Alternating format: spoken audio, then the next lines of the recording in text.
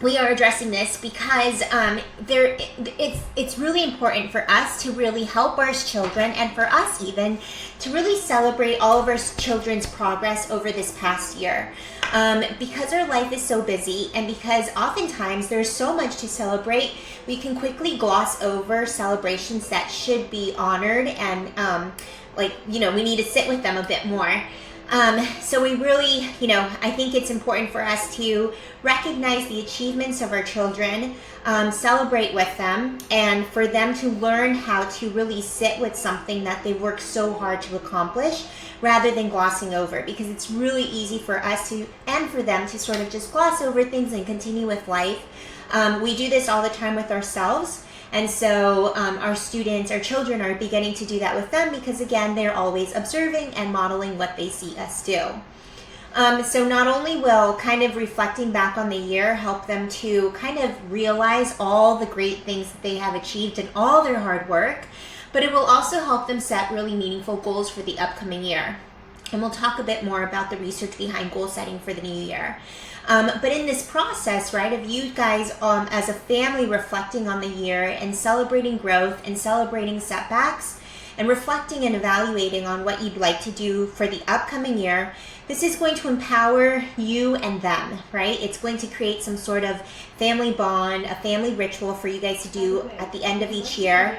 And then also create motivation both for you and for them, right? Because they're going to be setting goals, and we know that with goals, it starts to kickstart the motivation that students have for themselves. But not only that, most importantly, it's going to foster a sense of achievement for your children. So we do this at WTL all the time. We have a board where we celebrate wins from our kiddos. And so, it's being able to sit with your achievements for a bit and honoring what it took to get them there helps them create a sense of achievement. It empowers them and helps them trust and think about that they do have the abilities and the capacities to push themselves through challenges. So we are really excited for our conversation today. And yes, remember, if you have a family, a friend who you think would find our Facebook group helpful, please share this Facebook group with us. Again, we are really trying to expand our audience reach so that we can continue to bring you amazing content. We hope you find this information valuable both for you and your family. And we would love to continue to have these weekly talks. We just ask that you please share this with the family so that we can continue to do the work that we're doing here and interact with you every week. Okay, so we're going to go over some things that we think are important and how you can begin this process of reflecting about your child's achievements and setbacks in this last year. So first off, we want to recall specific milestones. And by milestones, I don't mean they have to be academic milestones. A milestone can be a social milestone, an emotional milestone. It could be academic. It could be any sort of growth in your child, right? So it could be something like, they've improved on their math skills or they've improved on the reading skills. However, it can also be social. So they, were able to make a new friend in their new preschool or in their new high school. They started to pause a bit more and to think before reacting to something someone else has said. Maybe they learned how to ride a bike, and that's something that they've really been practicing. Or maybe we're seeing a lot of kids, teenagers, really feel anxious about driving. And so maybe they are overcoming their fear of driving and looking, much more open to taking risks much more. It can also be emotional. So you're noticing that they're doing a much better job of managing their frustrations. Or you're noticing that when they need help on homework, rather than giving up or tossing their pencil at the wall, they are now using the resources for help or taking a break, right? So it can be sort of like coping strategies. How are they managing their emotions better? It can also be behavioral. So you can say, let me just turn this off because it is really hot in here. Okay, that was my heater. But it can also be behavioral. So you're noticing that you guys are getting out the door much more on time. And yes, even though you're still 10 minutes late, you're not 15 minutes late anymore. And so that's a celebration on itself. It could be that they are learning how to get up on their own. So, or even, it used to take you 5 reminders to get out of your bed in the morning. Now it's only taking you 3. And so that is a celebration on its own. I'm sure even with 3 reminders, you're not to your finish line yet. However, there is progress in that, right? Rather than 5, now it's 3. So we do want to celebrate the progress forward that your child is making. So celebrate big things and celebrate small things. Small celebrations make them feel like they are being recognized, their efforts are being acknowledged, and allow them to sit with their progress a bit more. And when we sit with those feelings, not only is it empowering, but it motivates us to continue to push ourselves to try to tackle the next goal that we've set. So we want to take some time this year to recall specific milestones, and so that they don't feel like, we're just focusing on their milestones, we encourage you to do this as a whole family's milestones. Next, we want to create a celebration ritual. And in our previous conversations, we've talked about the importance of setting family rituals both for you and your family. But this time we're going to talk about a celebration ritual. So celebration ritual is something that you do with them that helps them to recognize their growth and their hard efforts, right? So anytime that they reach a milestone or they reach a goal, it's your family's way of sort of acknowledging it and giving it space and allowing your child to sit with it.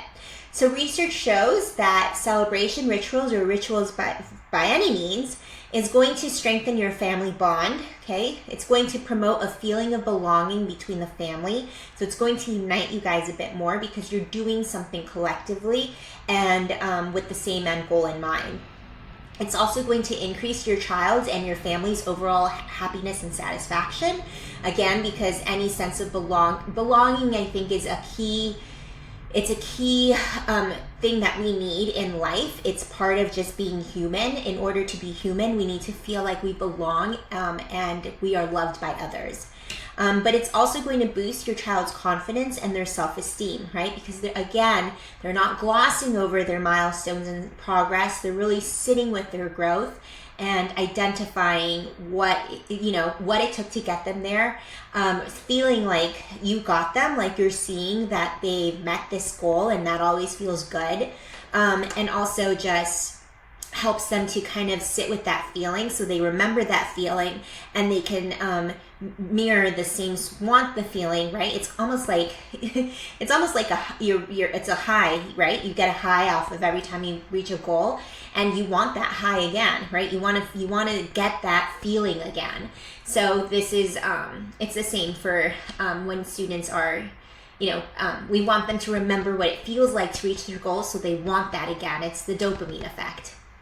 Okay, the third way we want you to do is reflecting on growth and challenges. And again, we're not just focusing on the growth or the achievements or the outcomes, right? We're also focusing on the setbacks and what they've experienced as failures. At We Thrive Learning, we see this all the time in our practice. When students are scared of taking risk, scared of making mistakes. And so something that we do as part of our educational therapy practice and ADHD student coaching is that we reframe every student's perspective on mistakes, challenges, failures, and setbacks. Everything that we teach them is so that they can see this as an opportunity, every setback is seen as an opportunity for growth. If your child has been working with us for at least a year, you will notice a profound difference in their mindset around mistakes and setbacks, because it is something that we really instill into our students. So again, we have a practice, it's We Thrive Learning, where we support students with ADHD and those that are neurospicy, so those who have learning differences or disabilities. We can support anything from dyslexia, dyscalculia, dysgraphia, dyspraxia, and also just written expression challenges. So we began supporting students in 4th grade to grad school. However, if you have a child who is younger than 4th grade and you think this type of work would be helpful, please schedule a call with us anyways, because we can refer you to another provider who are masters at treating the little students. So schedule a call with us today. Visit WeThriveLearning.com, and I'll be sure to get in touch with you, learn all about your child, and share with you a little bit about the work that we do, and then we can see if this would be a good fit for them. Okay, but the third one is really reflecting on growth and challenges. So we want to acknowledge these changes, the challenges that they've experienced, right? Because it's okay and it's expected for us to struggle. In fact, if we're not struggling, we're not really learning anything, right? Growth comes from overcoming difficulties. And what's even most important is when a child overcomes a setback or a difficulty, now their brain, if you've ever read The Body Keeps the Score, it's a fantastic book, but it kind of relates to this. When we experience a setback and we overcome that setback, our body and our brain remembers that we were able to manage to come out of this, and even sometimes, the outcome is even better than what we've expected.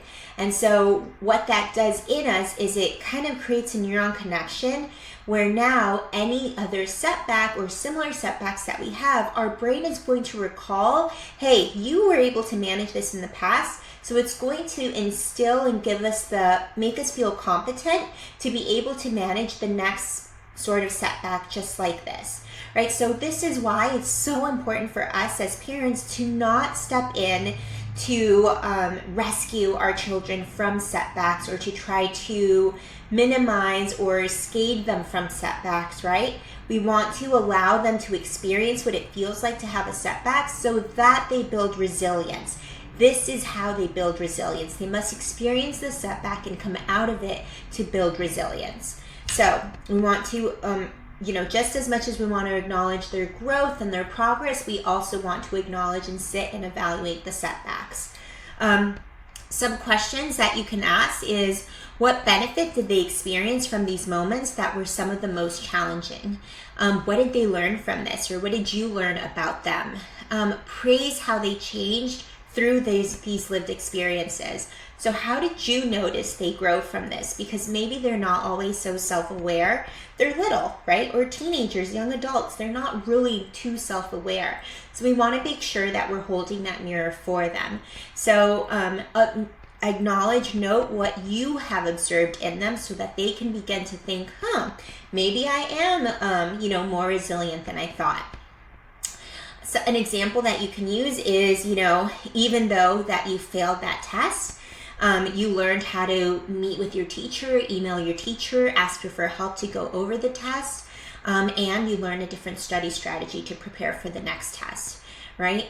Carol Dweck, which has coined a growth mindset, she's a really well-known psychologist, but she always says that we need to teach our children to view challenges as always opportunities for growth. This is what instills a growth mindset. And having a growth mindset is crucial for all children, but especially for those with learning disabilities, because they are constantly being challenged in school, because again, school is not, the school content isn't presented in the way that helps them to learn. And so, they are constantly feeling or experiencing setbacks and challenges. And by them having a growth mindset, it will help them to be better able to cope with their challenges. Okay, and the last one is we want to set positive and attainable goals for the future. And in our next session in January, we will talk more about goal setting for the future and how to do this. But the reasons why we want to goal set for the future is it will provide you and your child direction, right? Having an end goal in sight, now that we have the goal, we can backward plan and figure out how we want to get there. So knowing that step, that path forward is going to create motivation for your child. It will also give them something meaningful to strive for, because again, they're working hard towards something that they want to get. Right? And it's something for them to measure and see progress. And we know that nothing is more motivating than seeing progress. We know this because the times that we try to lose weight and we start seeing that the scale starts going down or our pants start fitting differently, nothing can be more motivating than that. Let's be real. So progress instills motivation. You're starting to see muscles tear up, right? Your teenage boy is starting to see, they're going to the gym and they're seeing muscles. That's going to motivate them to keep going. If your child is studying for a test and they put in the time and the effort and, the meetings into preparing for this test and they get the grade they are expected, that's going to be really motivating for them.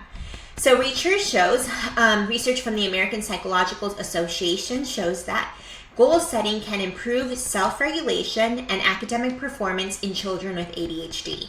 Okay, so this is really important because we know that they struggle with emotional regulation and sometimes with academic performance, but by setting the goal, we can minimize both of these. And it will help them to develop their prefrontal cortex, which is where all their executive function skills lie in their brain. So with goals, we always want to start small, right? We of course, we want to set ambitious goals and set the expectations high. However, please encourage your child to start small. So break up the goal, the big ambitious goal, into manageable bite-sized steps for them to be able to slowly tease through. And ask to see what type of support is needed so that they can reach each incremental step. Right? So, even if we break up the goal into bite-sized steps, they might still need some support and some scaffolding on each step to reach that overarching goal. So please make sure that you ask them, what sort of support do you need here? And ensure that this time of goal setting is collaborative and most importantly, that it's coming from your child. I can't stress enough, we do not want your child to feel like they are setting this goal because they feel it's going to please you. It must come from them, okay? So as hard as it is, we need to try our best to not try to influence the goal that they're setting. Okay, so let's go over some of the things that we encourage you to do this year as we wrap up 2024.